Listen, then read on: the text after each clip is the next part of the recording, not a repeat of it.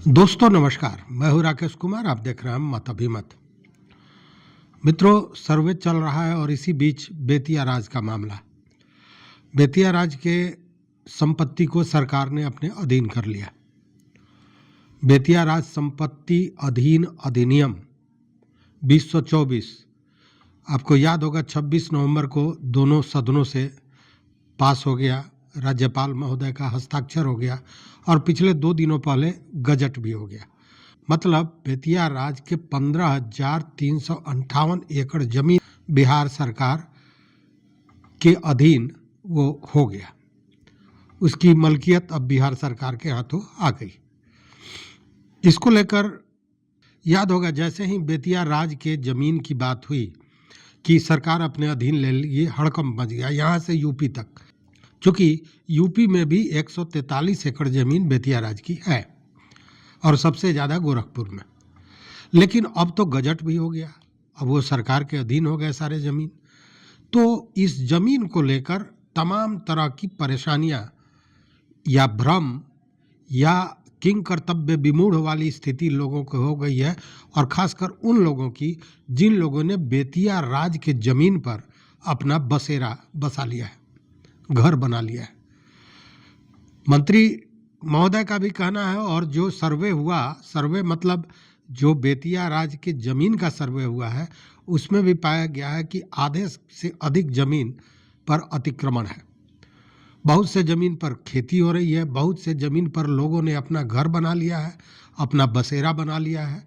बहुत से घरों पर, बहुत से ज़मीन पर बहुमंजिली इमारतें हैं, बहुत से ज़मीन पर व्यापार हो रहा है, बहुत सी ज़मीन पर झुग्गी झोपड़ियाँ भी हैं। अब इन लोगों का क्या होगा, ये बड़ी परेशानी।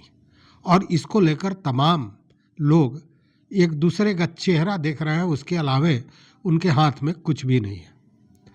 लेकिन आज जो हम बताने जा रहे हैं वो कहीं ना कहीं थोड़ी सी राहत थोड़े देर के लिए आपको जरूर देगी। देखिए, यह गजट तो हो गया, उसके बाद में विभाग का ये कहना है, इस पर मंत्री महोदय का भी बयान है कि जो लोग बेतिया राज के ज़मीन पर बसे हैं उनको तुरंत बेदखल नहीं किया जाएगा, उनको मुफीद समय दिया जाएगा, माकूल समय दिया जाएगा। मतलब तुरंत तो नहीं हटाया जाएगा, लेकिन उनके कहने का मतलब है कि उनको समय दिया जाएगा कि उस समय के बीच वो दूसरे जगह अपने लिए तलाश कर लें। मतलब दूसरी जगह उनको जाना होगा, जैसा मंत्री महोदय की बात से समझ में आता है, और इसके लिए समय दिया जाएगा। हालांकि आपको हम बता दें कि पिछले दिनों हमने वीडियो दिया था। देखिए, एक बात और बड़ा अहम है कि जब गजट हुआ तो उसके साथ ही यह बयान आया कि गजट में जो बातें हुई हैं, मतलब जो अधिनियम बना है, उसके लिए नियम बनाने का काम चल रहा है।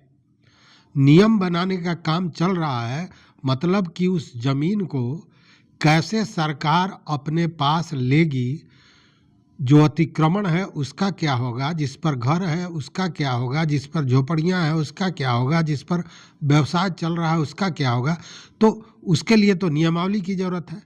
तो इस अधिनियम के लिए नियम बनाने का काम चल रहा है विभागीय तौर पर, और ये काम किसके हाथ में है यह समझ लीजिए। ये काम है राजस्व परिषद के हाथ में, और राजस्व परिषद के अध्यक्ष सदस्य हैं के पाठक। जी हाँ, के पाठक जो शिक्षा विभाग के अपर मुख्य सचिव थे और तब रोज सुर्खियों में रहते थे। और तब जब उनका ट्रांसफ़र किया गया था तो लोगों ने यह कहा कि के पाठक को सरकार ने सेंटिंग में डाल दिया है। और याद कीजिए उस दिन का वीडियो हमारा, उस दिन हमने कहा था कि के पाठक जैसे ईमानदार और कर्तव्यनिष्ठ पदाधिकारी को इस तरह नीतीश कुमार सेंटिंग में डालने का काम नहीं करेंगे। अगर उनको राजस्व परिषद का अध्यक्ष बनाया गया है तो इसके पीछे बहुत बड़ा कारण होगा, और वो कारण 2-4 महीने के अंदर में सामने आ गया जब बेतिया राज के पूरे ज़मीन को सरकार ने अपने अधीन लेने की घोषणा की थी।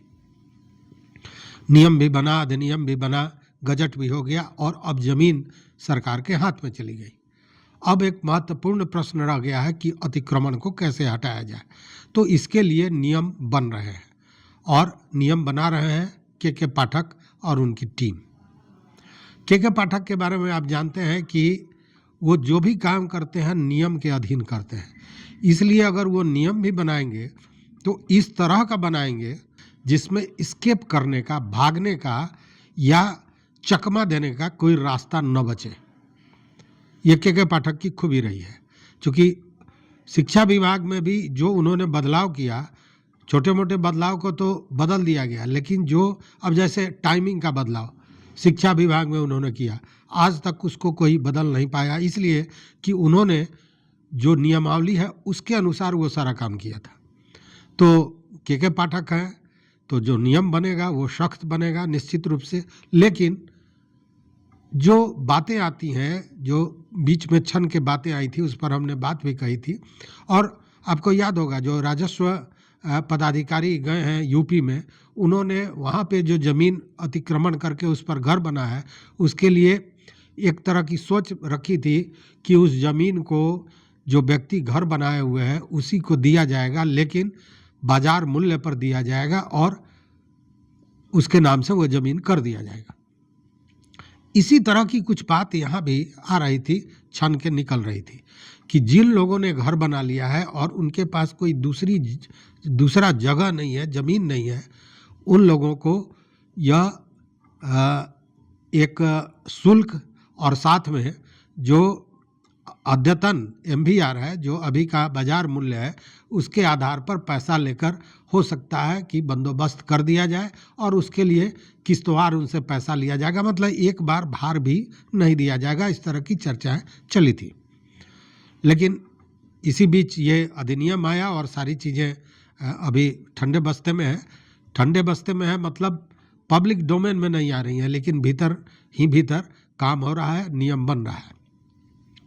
इसको लेकर मंत्री महोदय का भी कहना है कि एक बड़ा हिस्सा बेतिया राज का अतिक्रमित है और उसको अतिक्रमण मुक्त कराना सरकार की प्राथमिकता है, मतलब अतिक्रमण मुक्त कराया जाएगा और इसके लिए कानून के तहत कार्रवाई की जाएगी। और वही कानून बना रहे हैं उस अधिनियम के तहत के पाठक, मतलब राजस्व परिषद। लेकिन एक जो राहत की बात हमने कही, थोड़ी सी मतलब जोर का झटका धीरे से लगे, इसके लिए यह व्यवस्था की गई है कि तत्काल जो लोग उस पर बसे हुए हैं उनको बेदखल नहीं किया जाएगा, समय दिया जाएगा और कि इस बीच में वो दूसरी जगह अपनी व्यवस्था देखें। हालांकि पहले जो चर्चा आई थी उसमें यह आई थी कि वैसे लोग जिनके पास कोई भूखंड दूसरा नहीं है रहने के लिए और उन्होंने झोपड़ी बना ली है या छोटा सा घर बना लिया है, उनको जैसे बास्कित का ज़मीन दिया जाता है उस तरह उनको बंदोबस्त भी किया जा सकता है।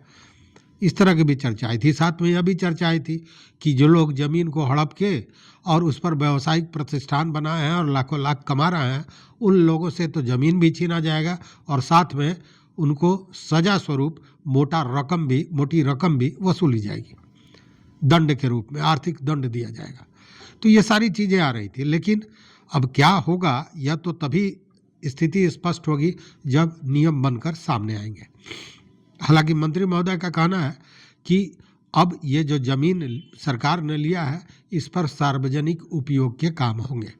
सार्वजनिक उपयोग का मतलब कि कहीं मेडिकल कॉलेज बन सकता है, कहीं इंजीनियरिंग कॉलेज बन सकता है, कहीं अस्पताल बनेगा, कहीं स्टेडियम बनेगा, कहीं खेल का मैदान बनेगा, वह चीज़ बनेगा जो सार्वजनिक उपयोग की चीज़ें हैं।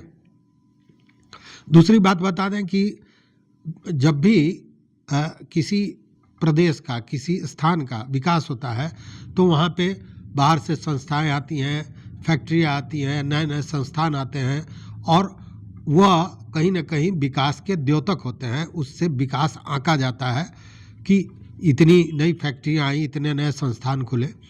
तो जब इस तरह की चीज़ें बिहार में आती हैं तो उसके लिए ज़मीन की ज़रूरत पड़ती है और सरकार उसके लिए ज़मीन अधिग्रहण करती थी और उसके लिए उसको मोटी रकम चुकानी पड़ती थी। तो अब इतनी बड़ी संख्या में, इतने बड़े मात्रा में जब ज़मीन सरकार के पास होगी तो उसके लिए सरकार को सोचना नहीं पड़ेगा कि कोई नई संस्था आ रही है तो उसको ज़मीन कहाँ से दें, कोई नई योजना है तो उसको ज़मीन कहाँ से दें।